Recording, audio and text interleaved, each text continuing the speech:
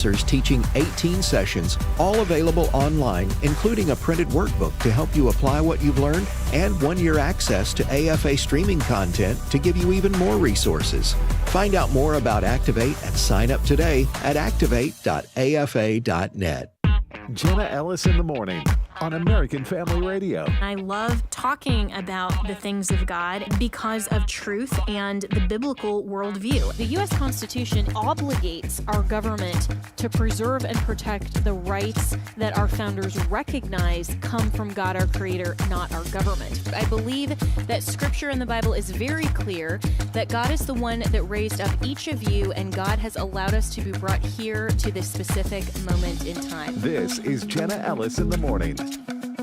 Good morning. Good morning. Well, today is Wednesday, August 13th, and arrests in D.C. as some 850 additional officers have been deployed, and so 23 arrests were made in the nation's capital city, according to a Salem Daybreak Insider, on the first night of President Donald Trump's crackdown on crime in Washington, D.C. White House Press Secretary Caroline Leavitt shared the news Tuesday during a press briefing. She said approximately 850 officers and agents were deployed with arrests for crimes such as homicide, gun offenses, drug possession with the intent to distribute, evasion, lewd acts, stalking, driving under the influence, reckless driving, and more. Sounds exactly like Chicago, frankly. But she said additionally, 6 illegal guns were seized during the operation. And meanwhile, Senator Mike Lee moves to repeal the Home Rule Act. So, that was the act that was established in 1973, giving a greater degree of operational autonomy to the governance of D.C. and established a mayor and a city council. But the Utah Republican is arguing that it's time to jettison it. So Lee is urging the passage of the Bringing Oversight to Washington and Safety to Every Resident Act, or the Bowser Act. See what you did there. To repeal the Home Rule Act and to restore federal oversight over the district. So let's welcome in Orrin McIntyre, who is host at The Blaze. And Orrin, we've spoken before about the Home Rule Act, about federalizing D.C. And instead of going into kind of, the legal or the constitutional, I want to get your angle on the political here, because I think that this is a huge win overall, especially with the midterms looming next year for Donald Trump. I think that's right. I think ultimately people wanted to see law and order under Donald Trump, and obviously the administration has had a rocky few weeks in other areas, so getting the focus shifted back to some of its core values is really critical. I think a lot of people want to see Washington, D.C. be a safe place, and they know that it's not, and the leadership there is fighting tooth and nail to avoid all of the policies that ultimately would keep the city safe. And so I think a lot of people are happy ultimately to watch the president take action and restore order to the nation's capital. Yeah, well said. And meanwhile, Texas Democrat legislators who fled to Illinois are now returning. So John Sexton on Hot Air says this: it looks like the Texas Democrats have decided their stunt has generated enough media. They can now declare victory and go home. There are reports at ABC News that the Dems who fled the state now plan to return, having wasted an entire special session in hotels in California, Illinois, and New York. And so the Senate in Texas has now passed the new redistricting, and so all eyes now turn to the House.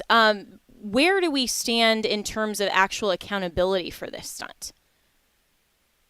I could be wrong about this. I'm not the biggest watcher of Texas politics, but I think this is kind of a semi-regular thing that the Texas Democrats actually do, fleeing the state and not doing the vote. So I would be interested to see if they're actually held accountable in any way this time around, but I don't think this is particularly unique in Texas politics. And if I remember correctly, there hasn't been any kind of other situation in which Democrats actually were expelled from their seat, that kind of thing. So I think ultimately this is a little bit of theater that we've gone through multiple times.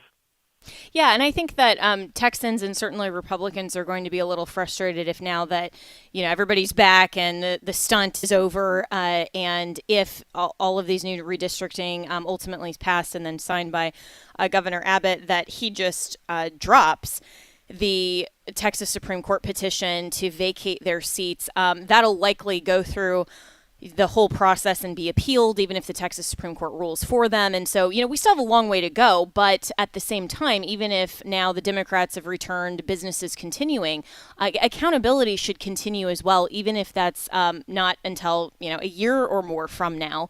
I'd like to see them continue that, as well as Attorney General Paxton.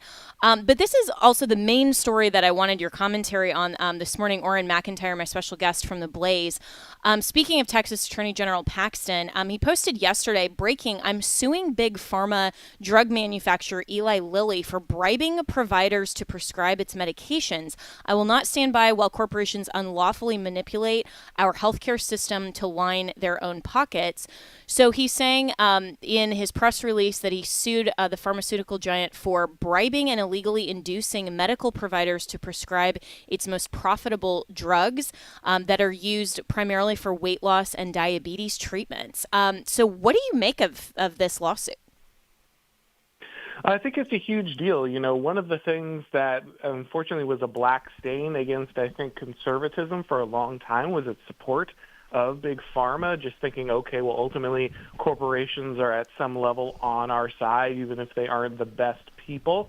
But after COVID, I think a lot of people finally recognize that actually these people are not on your side. They do not like you. They are not conservative or right-wing in any way. And you need to stand up to their abuses. It's not okay to give them a free pass. I think we're seeing big changes with President Trump, negotiating the deal to get the favored nation status when it comes to drug pricing. I think we're seeing this act in Texas to punish big pharma for its abuses of bribing providers. And so it's finally great to see the Republicans recognize that these are not good actors, and it's okay to go after them and exact a price when they are ultimately preying on the American people. Yeah, and this really goes into what HHS Secretary Kennedy has been talking about in terms of the whole medical community that have more of an incentive, as he typifies it, to prescribe medications and really line the pockets of big pharma instead of looking out first and foremost for the health and interest of their patients. And there's kind of been a lot of online chatter and some pushback against that is even some conservatives, who I follow are saying, well, really, I mean, would frontline doctors really kind of knowingly be part of, this kind of broader scheme to say, well, even if we don't think this is in the best interest, we're still going to go ahead and prescribe medication. But my view on it is that, a lot of these, or all of these medical doctors have been trained in medical school that isn't particularly holistic. It's all about treating the symptoms. It's all about Western medicine. And that's what they've been taught to do. And I mean, it's a lot like attorneys, when we go through law school, we're taught to view the Constitution through the lens of what Supreme Court precedent already is, not what the U.S. Constitution actually says. And you have to kind of pull back from your training, or maybe we could even call it indoctrination, to say, okay, but is this really the best argument, or is this really the best overall diagnosis and prescription? And so when Kennedy is saying some of these things and I think really questioning the entire medical profession overall, do you think ultimately this is good policy for America?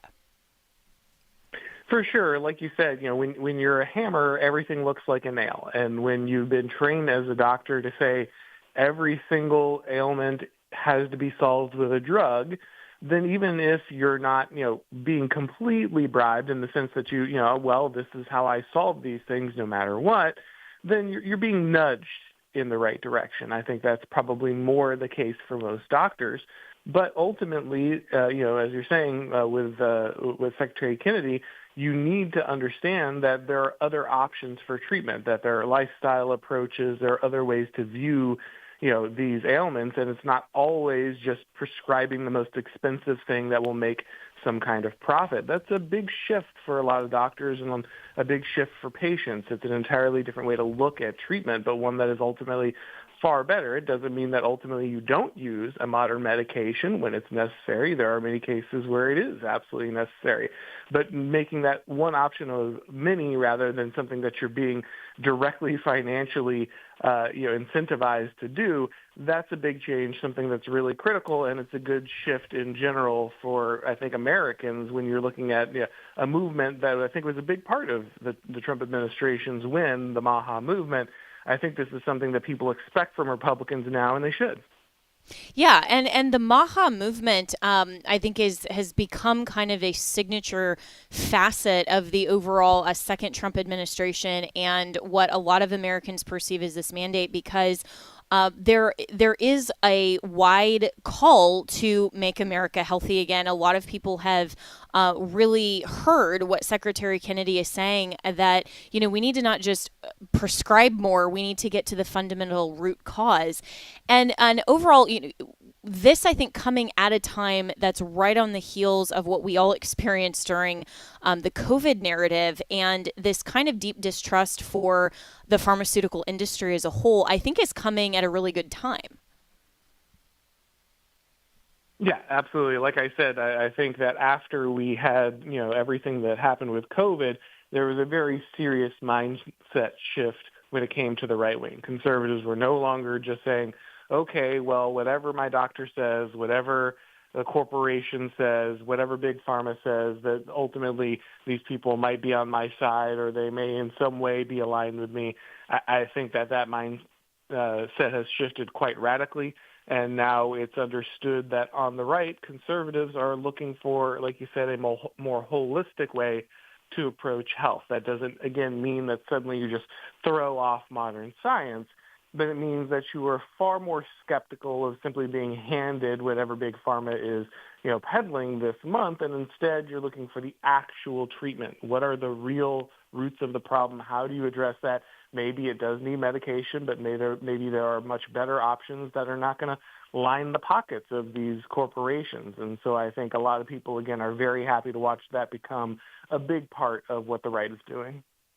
Yeah, well said. And I'm speaking with Orrin McIntyre, who's a host at The Blaze. You can follow him on X at Orrin McIntyre, AURON. And that one took me a while, frankly, to learn how to spell, but it's easy. He's a great follow, especially in some of the arguments and conversations that you get into. But overall, Orrin, I think that one of the other mandates that Kennedy is looking at is trying to expand the options, because instead of kind of being just pushed by the way that we've in the U.S. kind of come to see our medical healthcare solutions has been a lot more of the pharmaceutical driven instead of some of these holistic approaches just based on how the insurance industry works. And one of the things I would love to see is sort of an expansion of options, having like your PPOs and your health savings accounts and some of those things, even if not directly insurance, be able to provide for some of these alternative treatments that maybe don't have the MD after their name, but it's a holistic approach that's the choice of the individual to go to a provider for treatment. Yeah, it's one of those situations where, again, you think that there's just this narrow binary of, okay, there's these silly, new age treatments, and then there's the serious medical, professional hospital doctor treatments. And, what I've found over the years, having many friends with different conditions that in some cases were considered terminal, there are options out there that are actually very effective that would not necessarily be considered the most conventional treatments. Again, that doesn't mean I want to become some kind of granola, crunchy, crystal sippy on healthcare, but it is just undeniable that we've narrowed our band of options, especially when it comes to insurance and how we can address serious illnesses. And people should be aware that there are options that aren't just constantly being hooked on whatever really expensive pharmaceutical is being sold. Again, sometimes it is. Sometimes that is ultimately the answer. But we should be able to open up that range of options and recognize that there are better ways to treat many of these things, and that forcing everyone into the same box because it's technically on whatever payment schedule the corporation will dole out for your insurance, I think it's important to shift that mindset. Yeah, absolutely. Well, Orrin McIntyre, speaking of the granola people, I know all of those people because I'm originally from Boulder County, Colorado. So I agree with you. Expand that a little bit, but we'll be right back with more.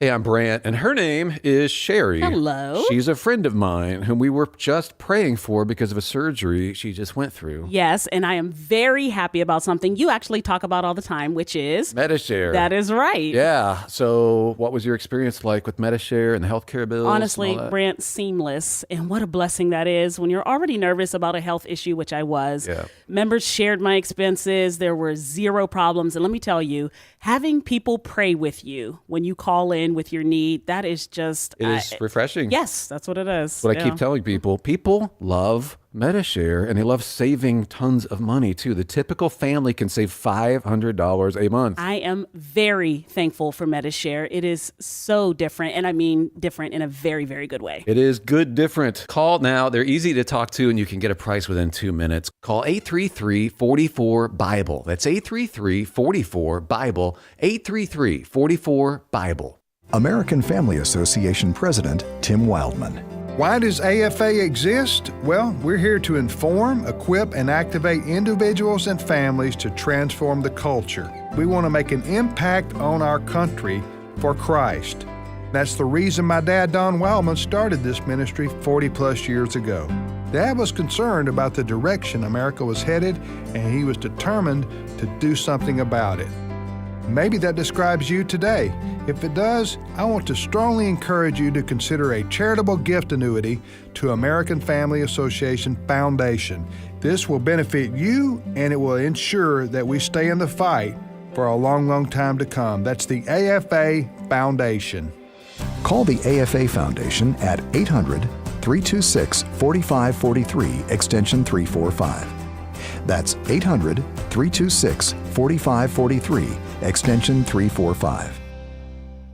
Hello, Americans. I'm Todd Starnes. Stand by for news and commentary next. President Trump has declared war on the street gangs that rule Washington, D.C., the president announcing his plans to federalize the police department and dispatch National Guard troops. The nation's capital literally under siege, but Democrats are siding with the bad guys. Congresswoman Maxine Waters, the Democrat from California, said there might even be a civil war. And D.C. City Councilman Robert White said there would be flare-ups between citizens and federal officers.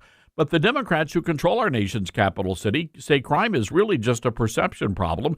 They say it's at an all-time low. The notion that crime is on decline is just simply not true. As a matter of fact, the police commander in charge of crime stats was suspended for changing the numbers, cooking the books. And just so you know, everybody in D.C. is a target, even Transportation Secretary Sean Duffy. Last night, porch pirates stole a package right from his front porch. I'm Todd Starnes. Welcome back to Jenna Ellis in the Morning on American Family Radio.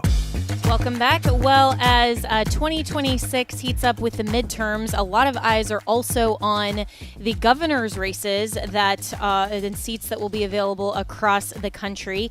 And Florida is one of those, as Governor Ron DeSantis, unfortunately, in my opinion, is term limited. I think a lot of us in Florida would love to see him stay as governor. He's just racked up so many of those wins. But he has had this vacancy of lieutenant governor, his main deputy and second, vacated as Jeanette Nunez, who had originally held that post, went to be university president a few months ago. And so after the Florida legislative session and then also the special session was winding down, then it was time to pick a lieutenant governor. And yesterday, Governor DeSantis picked State Senator Jay Collins to be Florida's lieutenant governor. And this coming from the Tallahassee AP. Florida Governor Ron DeSantis tapped Republican State Senator Jay Collins to be his next lieutenant governor Tuesday. It's a closely watched appointment by the two-term governor who can't run for re-election in 2026 and has been working to cement his legacy as his time leading the state winds down. So I think everybody's kind of, well aware of what's going on here, and it was great to see Governor DeSantis and Senator Collins at that press conference yesterday in Tampa, and seeing them kind of do a little bit of a media tour. They were on Hannity on Fox News last night, and even just that visual to see Governor DeSantis right there with Senator Collins. I think it's going to be a very interesting primary now. So let's welcome in John Cardillo, who's a GOP strategist, fellow Florida resident, and overall really great friend of the show. So, John, I love to see this appointment. I have so much respect for Senator Jay Collins, who is a Green Beret, really amazing military veteran. And what do you make of where Florida is headed? I love it. I actually texted Jay yesterday right before the appointment and said give him congratulations and said something like, "This is the last time I'll call you Jay," after you're sworn in as lieutenant governor and hopefully governor one day. I think it's a phenomenal appointment. Not only a Green Beret, Jenna, but for your listeners who don't know, lost his leg in combat. Was shot, lost his leg in combat. Another battle was shot, triaged his own wound until the medics arrived because they were under heavy fire. I mean, this guy is absolutely the real deal. This is an American hero, he's a warrior, but a true conservative who's been pretty much on the right side of every issue in the state of Florida. So going into this primary season, if there's anybody who can carry the DeSantis mantle and continue the policies that have given Florida, and you came here, Jenna, under DeSantis' policies, given Florida nearly now 1.4 million GOP voter advantage. I think it's Jay Collins. I think he's going to do a tremendous job as lieutenant governor, and really, really hope he announces his candidacy for governor for 26. Yeah, and I think that, a lot of Floridians and also, people around the country certainly, but especially Floridians and even new ones or relatively new ones like myself who moved here because of the conservative policies of Governor DeSantis, want to be in the free state of Florida.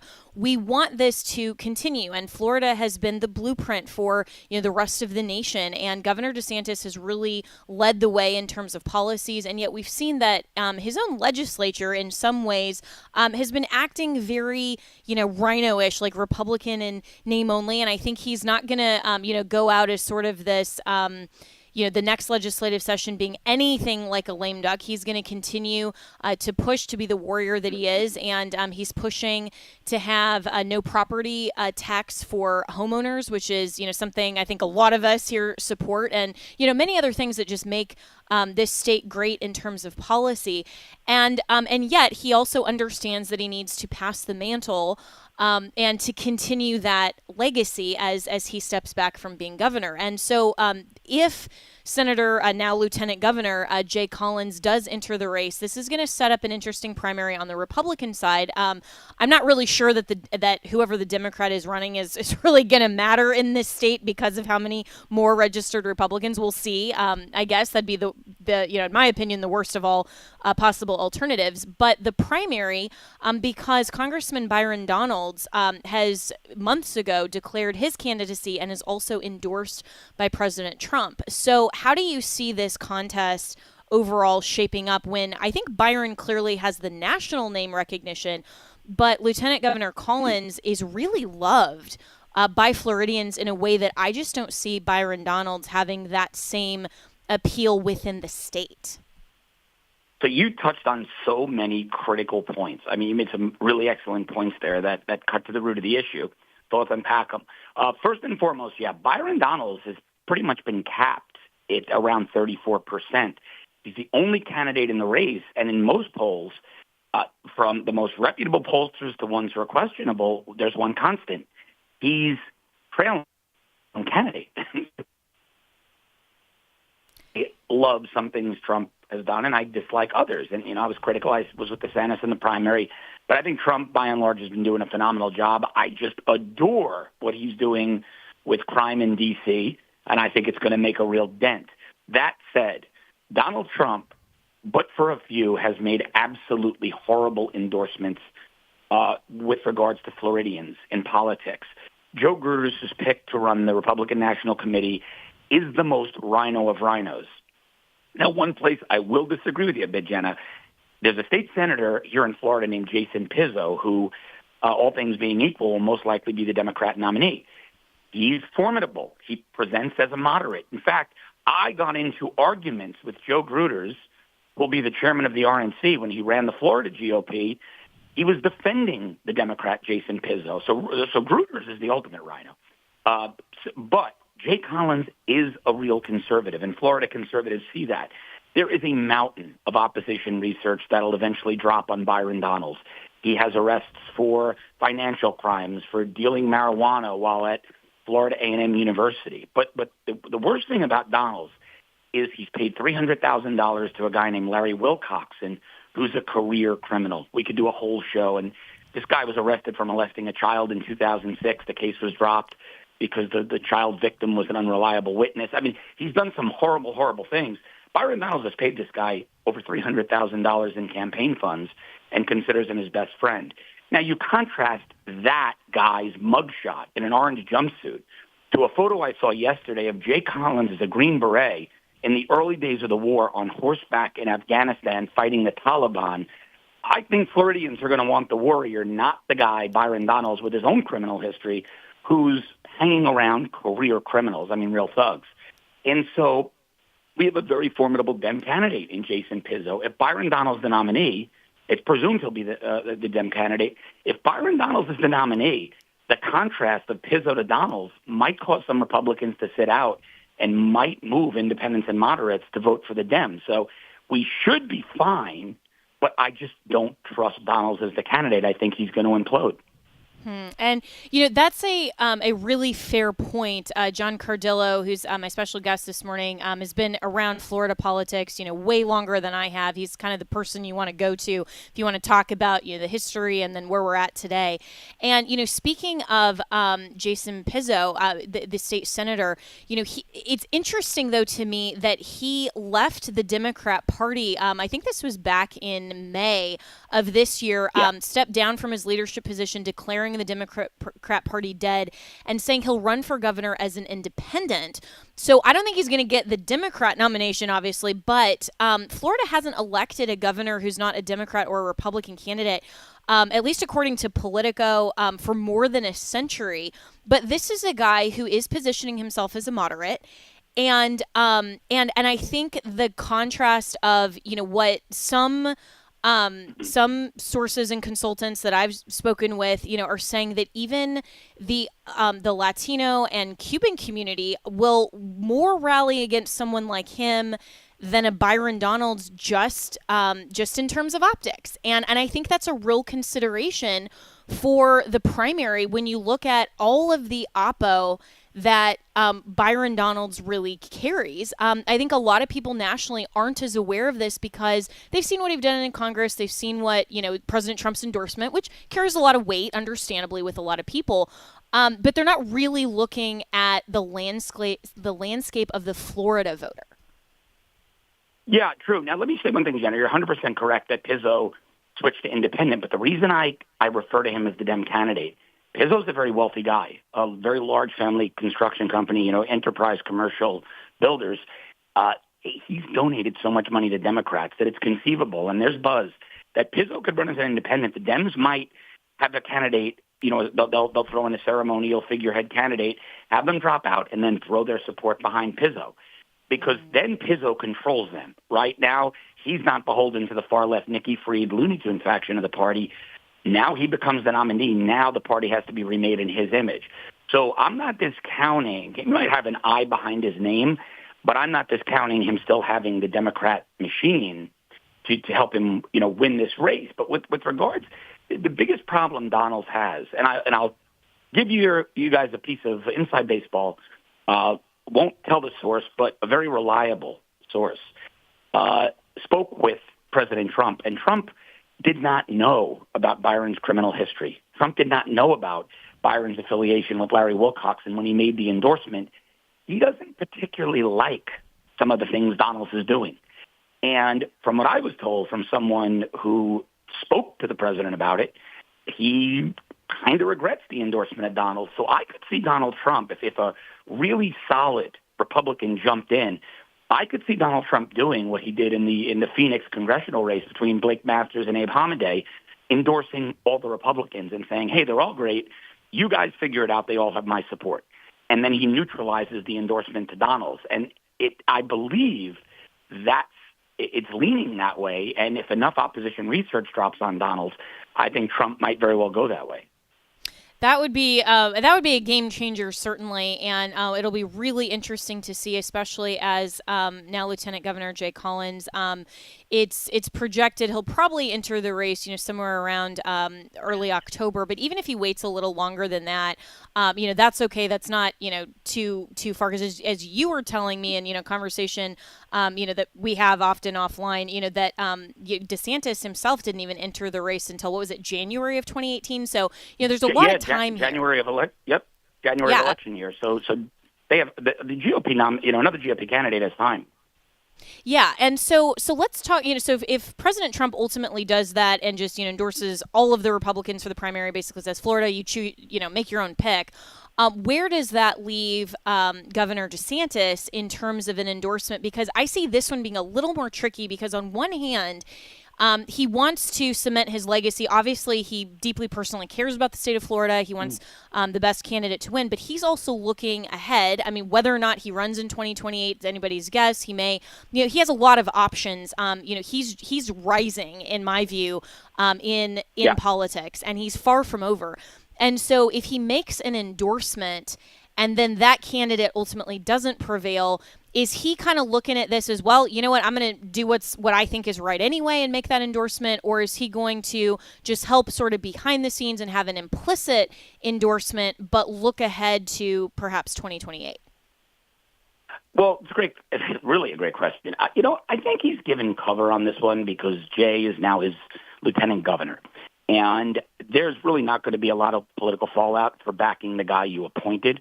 I mean, it's difficult for DeSantis to not, if Collins does jump into the race, difficult to not endorse him, because how do you tell 23 million Floridians, trust this guy as my number two? If, God forbid, something happened to me, trust this guy to be governor, but I don't trust him enough to endorse him in the GOP primary.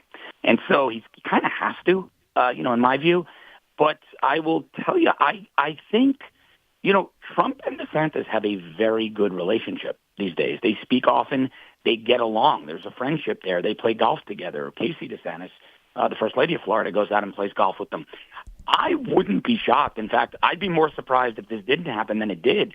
But I would not be shocked if in 26, when he was turned out, or, January 27, Ron DeSantis was offered a cabinet position in the Trump administration for those last 2 years, because there's a genuine affinity and respect now between DeSantis and Trump, and they pick each other's brains. So I wouldn't write off Ron Governor DeSantis winding up in President Trump's cabinet. And I don't think him endorsing his lieutenant governor would affect that either way. So I think DeSantis' political future might be ending at the state level, but is just starting on the national level. Yeah, I agree with you, and I think that nationally, while there's a certain segment that's really dwindling, honestly, of people who are kind of holding on to the 2024 primary, and yet somehow they're totally fine with Rubio, who ran against Trump, with Vivek, a ton of people who ran against Trump. Now they're friendly with Trump. Well, that's absolutely true with Governor DeSantis, and and I've seen it personally. I mean, I was there at Alligator Alcatraz opening, and and seeing, and everybody saw on national television as well, where President Trump really spoke incredibly highly of Governor DeSantis, and you can just see that friendship, and and that's politics. You run and you run against each other, and then one person wins, one person steps out of the race, and then you move forward. So ultimately, I think for both Trump and DeSantis, their goals are to overall make the state of Florida and America overall the best that they can, and that's something that Floridians, I think, should be really proud of, because we want the conservative policy in the state to continue. Yeah, 100%. You're right. I mean, there's that dwindling weirdo fringe part of the right-wing base that still holds a grudge about the primary.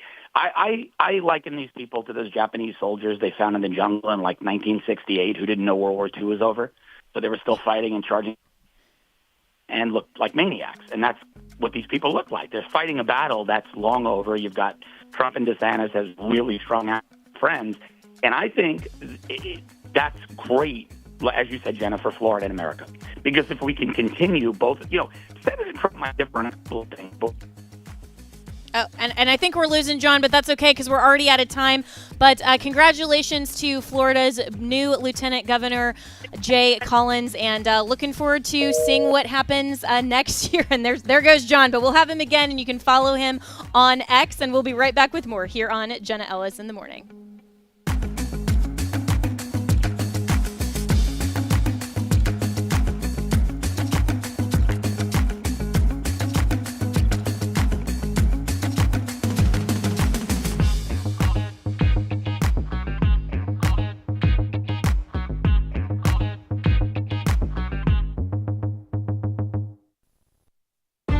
If we lose this cultural war, we're going to have a hedonistic, humanistic society.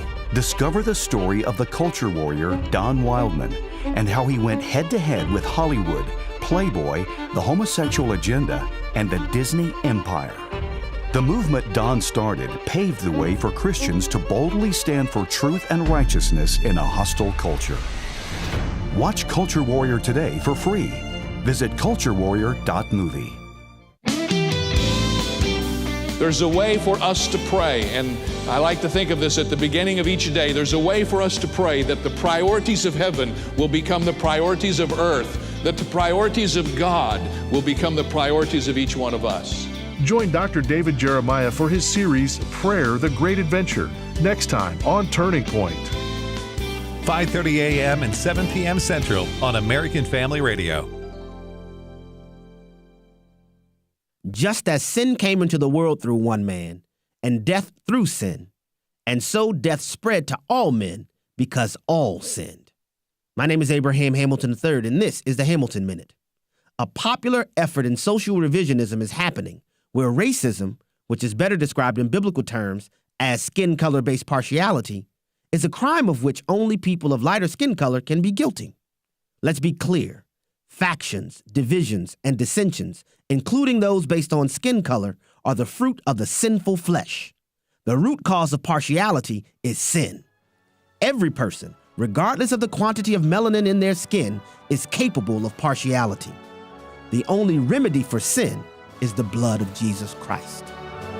Listen each weekday from 5 to 6 p.m. Central for the Hamilton Corner with Abraham Hamilton III, public policy analyst for the American Family Association. Do you believe in the absolute inerrancy of God's holy word?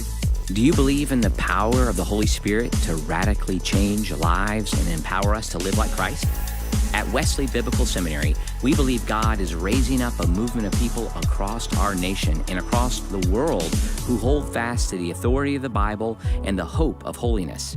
We are working today to equip tomorrow's pastors and Christian leaders through biblical and theological education in practical ministry that's accredited, affordable, online, and highly personal.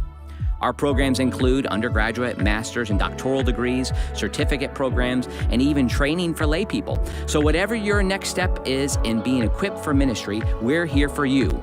And if you believe these are the kinds of pastors we need leading our churches in the future, we invite you to learn more about partnering with us through giving. Learn more about Wesley Biblical Seminary by visiting us at wbs.edu today. Welcome back to Jenna Ellis in the Morning on American Family Radio. Welcome back. Well, the left is utterly wringing their hands in protest and shock that President Trump has invited Vladimir Putin to set foot in America. And The Atlantic is basically shrieking. I was literally laughing as I read this piece. So the headline is Trump invites Putin to set foot in America, as if he's putting his little tippy toe over here. Vladimir Putin is coming to America despite the international warrant for the Russian president's arrest, despite his years of hostile threats against NATO, and despite him showing no remorse for his invasion of a sovereign nation. None of that matters, according to The Atlantic, to President Donald Trump, who announced Friday night that he would meet the globally shunned leader this Friday in Alaska. What does it matter to to Trump that he may be able to stop the bloodshed in Ukraine, the worst European conflict since World War II, fulfilling one of his biggest campaign promises. And it goes on and on and on. But what really is the art of the deal here for President Trump to set up this meeting in more of a rational tone than The Atlantic? Well, let's welcome in Matthew Tierman, who's a journalist and political strategist. And Matt, what do you make of this meeting that is forthcoming? Well, I mean, I see both sides of the issue. Ultimately, though, do you want peace or do you not want peace? And if there are no diplomatic attempts to broker peace, there will be no peace. Putin is not a good faith player. That being said, the world is filled with not good faith players. Look at, Trump's success in his first term with Kim Jong-un in North Korea. Little rocket man stopped throwing rockets into the air that threatened the entire region because Trump met with him and built some level of rapport. And then Trump's gone and he starts saber rattling again. So, I give Trump a lot of credit for trying. I don't know how it shakes out. Certainly brokering peace and using other countries' territories as a chess piece to do so has its pitfalls, but again, nothing will happen unless there's an attempt to do something proactively. And, good on Trump for trying. Obviously, the Ukrainian factions, pro-Ukraine factions, and Zelensky are somewhat up in arms, and in Trump's deal-making prowess, now he's doing something he's never done, which is, in fact, as we speak, they're gearing up for a call, Trump and European leaders, including the Germans, who have a vested interest in this, as sort of a de facto political leadership in the EU. And you have Matt Whitaker, as ambassador in NATO, who's doing a lot of brokering that and doing a good job as well. You want peace, you have to make an attempt at diplomacy. So all the hand-wringing and politicking around it is par for the course with quote unquote this town, D.C., the Atlantic press room, et cetera. Yeah, and I think that's where they get their clicks and views from. Is always making everything to be this kind of Hollywood style drama, and in fact, for listeners who don't know, that's literally what DC. It's kind of the slang term for DC is ugly Hollywood, and I think Trump made it a little prettier.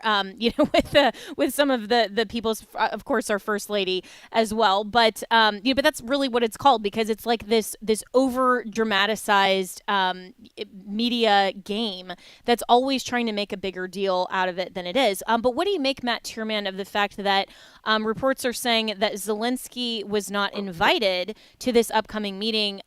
Is this first for Trump and Putin to talk and then kind of inform Zelensky, or would it have been better in your view to kind of say, okay, let's have both of these parties sit down and Trump kind of be the broker?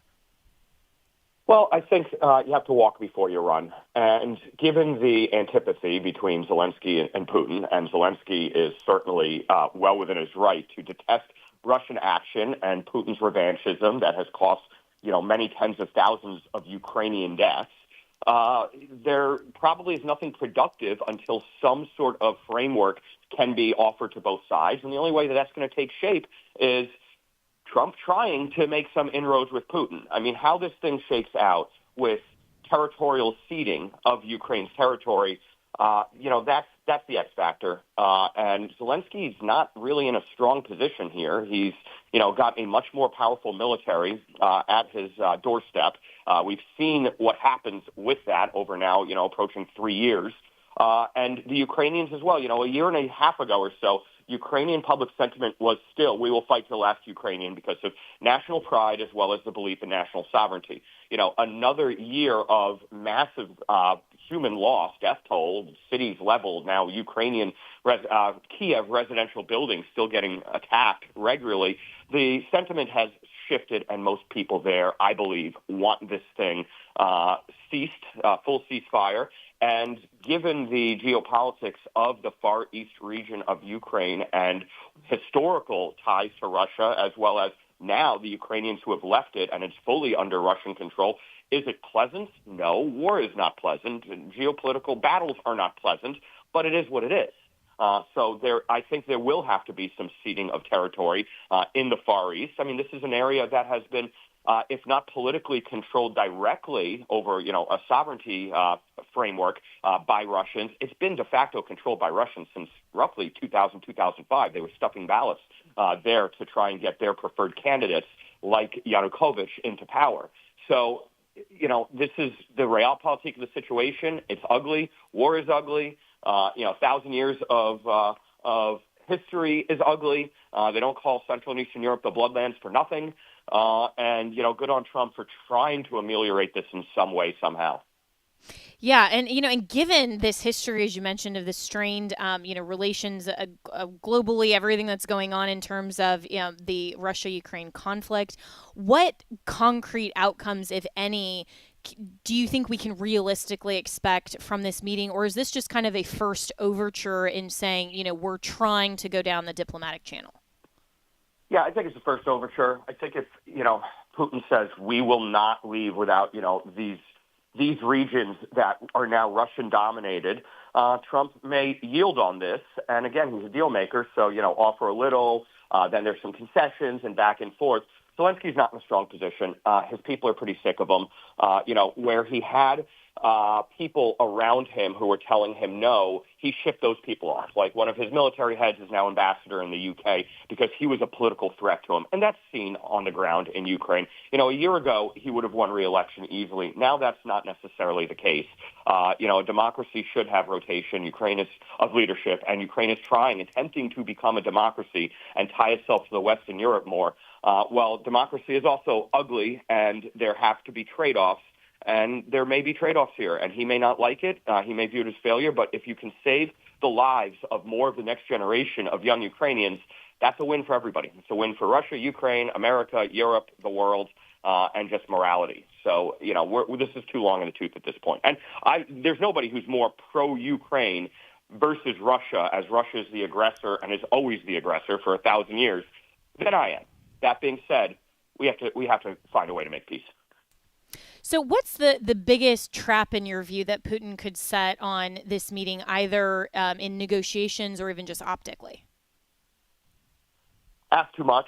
Ask for all of the land bridge to Crimea, all of Donbass, all the way up to Kharkiv. I think he knows. Maybe ask for Kharkiv. I don't think he would ever get Kharkiv. Kharkiv is a ethnically, culturally, historically, politically Ukrainian city, but it's also a geopolitically strategic city. It's where a lot of the industrial strength of the Soviet Union was. It's got heavy industry and foundries that can be utilized for things like making weapons.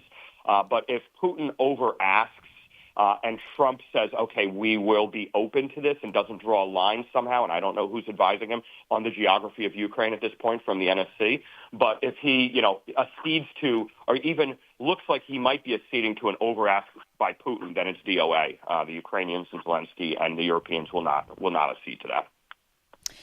And so how do you think that, this overall is being viewed by not just Trump's base, who I think is, supporting him in virtually anything that he does, but, there are still a lot of the, kind of the middle section, and then, of course, the left is going to hate whatever. But how does this play overall, in your view, to the favorability of Trump, especially heading into the midterms where a lot, frankly, is at stake? I don't think that the Trump base, the primary voting Republican MAGA base, is overly concerned with anything that happens in Russia, Ukraine. I think the majority of them are of the non-interventionist school who just say, not our circus, not our monkeys, not our problem. They're more concerned with the political culture of what's going on in the Middle East. And unfortunately, the bifurcations that have occurred there are rather distressing and disgusting. The Tucker crew, and many of them are in the White House sowing division or leaking to undermine Middle East policy. I think everybody just wants the Ukrainian-Russian conflagration over. And if he can deliver that, it helps him greatly in the midterms because it's just another proof that he's effective, which he is. And I'm speaking with Matt Tierman, who's a journalist and political strategist. You can follow him on X as well. And after this meeting, what headlines should the White House want? We brought them to the table, and progress is being made. We have a pathway to a treaty, to a ceasefire, and anything short of Putin walking away with a photo op, flipping Trump off, saying no, this is untenable, we're going to continue what we're doing, will be spun, and probably correctly so, and construed as some small level victory and next step on the way to achieving what the end goal is, which is a ceasefire. Yeah, and so overall, how do you see this, Matt Tierman, playing into the broader Trump's broader foreign policy view as a whole? I mean, not just related to Russia. Then obviously has to deal with Zelensky in Ukraine. There's still a lot going on in Israel. There's still a lot going on with China, with Iran. Overall, I mean, is this kind of a separate piece, or do you think that this is being factored into kind of the broader overall foreign policy strategy? Nothing exists in a vacuum. So holistically, the fact that America and Trump might be able to broker this factors into the general view of this idea that power abhors a vacuum. America is stepping in once again, like they did in the Middle East, albeit through, light endorsement and sanction of Israel doing the heavy lifting before America coming in and sort of cleaning up the last part of the mess, at least in this episode of, the latest Middle East conflagration. I think it accrues positively to America's standing that Trump could come in and try and make something positive out of diplomacy. There's another factor as well, another facet of this, which is, Ukraine, Kiev, Zelensky want security guarantees. And they've already overtured a little bit. If we were to cede some territory, we would want explicit and implicit security guarantees. Well, Trump offered that via the rare earth mineral deal, which, by the way, was devised by Lindsey Graham when they were playing golf. He's the one who showed Trump the wealth of deposits that exist there. And I've said this, many times in the last several months. It was ridiculous of Zelensky to get manipulated by, politicking Dems to reject that. That's the greatest thing in the world.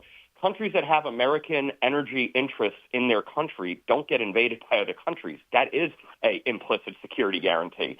That would be a great outcome. You would create jobs and technological know-how and energy wealth in Ukraine. It would also accrue to American industrial and energy concerns. Good for us. America gets something. That's an America First idea. We're not just writing blank checks to the world. And you would also create a counterweight to Russia and China trying to be the end-all, be-all energy producer and distributor in these regions. So that's a win-win-win. And part of the reason Zelensky, in my view, has lost popularity is that game he played with that, or how he got played, when that is a really good thing that Trump was offering. We will invest in energy extraction and rare earths that will benefit you and us and Europe and the West. And then he punted on that and actually made it, an ugly episode and really lost some credibility with Trump, with the West, and with his own people. So that's another facet. And I think that, I think ultimately we will get there. And that's a good thing. And that's, again, Trump, trade is good. We are looking out for our own interests, but by doing so, we're helping others that we are allied with or sympathetic to. I think that's very positive. Yeah, and where is NATO in all of this? I mean, do you view NATO as stronger or weaker than 5 years ago? NATO is definitely stronger than it was 5 years ago. It's stronger than it was 8 years ago when Trump said in Cleveland in the GOP convention in 2016 that if all the free riders didn't step up and start paying their fair share, we'd have to evaluate our commitment to NATO. And guess what? It was 5 NATO countries paying 2% of GDP statutorily. Then it was 8. Now it's 10. And a lot of the bigger countries who are already paying are adding to their defense budgets. It's definitely stronger. Matt Whitaker's doing a good job relationally on the ground. But the good thing is also NATO now knows its place more. It is definitely directed by American strategy, which is good because we are paying for most of it. And our strategic interests are a lot more aligned with those who just want a stable world, not just, a hard left political ideological world. And I'm old enough to remember when NATO was trotting out LGBT flags. What does that have to do with NATO's mandate? Absolutely nothing. So I think NATO's stronger, but it also understands its place more as deferential to Washington, and that's also a good thing. Wow. Well, so much to pay attention to and so much going on with this. But Matt Tierman, really appreciate your time and your commentary today. You can follow him at Matthew Tierman. And, when is this supposed to take place, this meeting between Putin and Trump? Because they're just saying in the forthcoming days in Alaska. Do we actually have a date set?